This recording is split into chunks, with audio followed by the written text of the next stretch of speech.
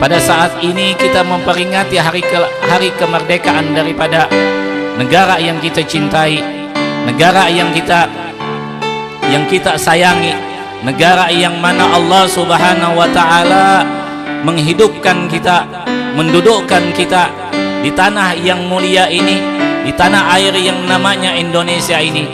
Maka kita bersyukur atas nikmat itu. Kita bersyukur atas apa yang telah Allah berikan kepada kita semua, dengan perjuangan yang tidak kaleng-kaleng bahasa anak muda sekarang, ya. Tidak gampang mereka mengorbankan akan tenaga mereka. Berapa banyak darah yang menetes daripada mereka, berapa banyak pengorbanan yang mereka korbankan dari harta mereka, jiwa mereka, raga mereka. Untuk apa? Untuk mendapatkan akan satu yang dinamakan dengan kemerdekaan. Alhamdulillahi Rabbil Alamin. Allahumma salli wa sallim ala Sayyidina Muhammadin niftai babi rahmatillah adada ma fi ilmillah salatan wa salaman daimaini bidawam mulkillah wa ala alihi wa sahbihi wa barik wa sallim ajma'in, amma ba'du.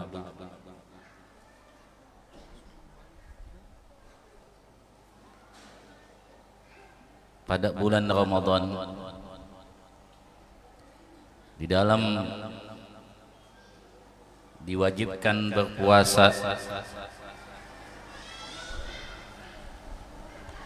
maka pada saat itu sahabat baginda Nabi kita Nabi Muhammad sallallahu alaihi wasallam diperintahkan oleh Allah Subhanahu wa taala untuk menghadiri, untuk mengikuti akan perang yang kita kenal dengan perang Badar. Sahabat pada saat itu terhitung cuma 313 menurut riwayat. Tetapi apa yang dihadapi mereka bukan cuma 1, 2 atau 3. Yang dihadapi mereka itu adalah ribuan orang, ribuan musuh yang akan menghadang mereka, yang akan memerangi akan mereka. Tapi apakah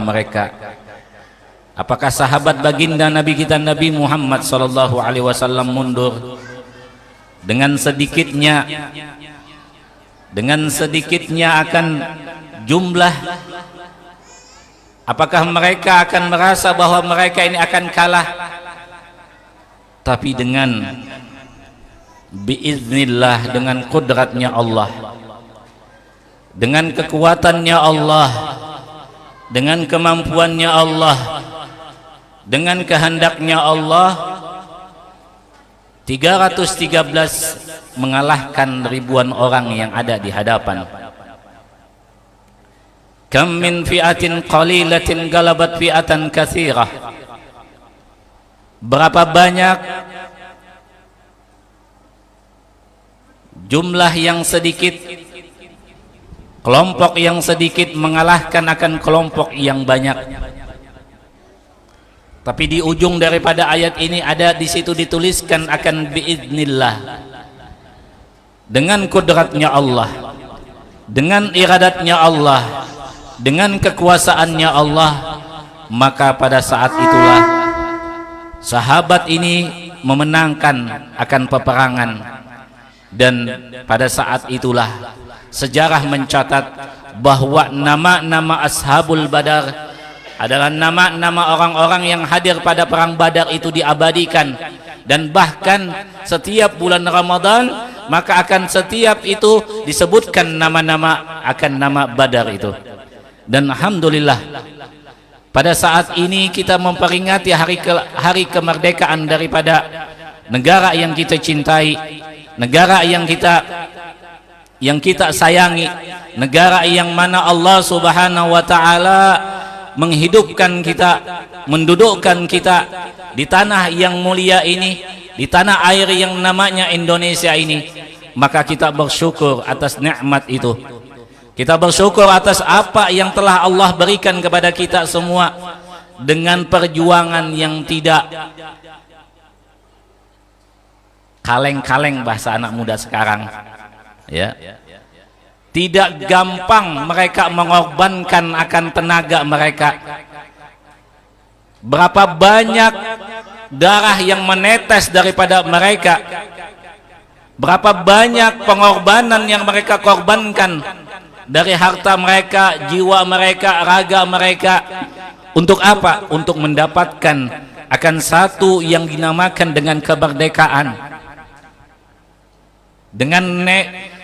Dengan semangat yang Allah letakkan di hati mereka, maka mereka pun sanggup melawani akan pasukan yang lebih hebat daripada mereka. Secara logika, senjata yang mereka pakai adalah senjata yang tidak canggih pada saat itu. Ada yang berbentuk akan bambu runcing, ada yang berbentuk dengan berbagai macam senjata, tapi itu tidak secanggih dengan apa yang ada di dalam di pasukan musuh. Tapi dengan keberkahan Allah, dengan kudrat iradatnya Allah, dengan Allah subhanahu wa ta'ala memberikan akan satu kekuatan kepada mereka, maka pejuang-pejuang kemerdekaan Indonesia diberikan oleh Allah subhanahu wa ta'ala kekuatan sehingga bisa memerdekakan akan negara kita. Inilah perjuangan mereka, bukan perjuangan mereka yang mana perjuangan yang apa zaman sekarang anak muda itu, bukan generasi selebau kah Pak? Ya itulah, ya kan? Ini anak-anak muda ini hafal ya. Nah, bukan generasi itu, bukan generasi yang cuma trotoar dijalani, bukan. Tapi perjuangan yang mana mereka itu adalah ingin supaya dapat dari ridho Allah dan ingin supaya negara yang dicintai ini merdeka daripada jajahan. Tujuan mereka hanya satu, ingin supaya di dalam beribadah mereka di dalam negara ini lebih enak daripada yang biasa, lebih enak daripada masa penjajahan, ya. Tapi tujuan utama bukan kemerdekaan.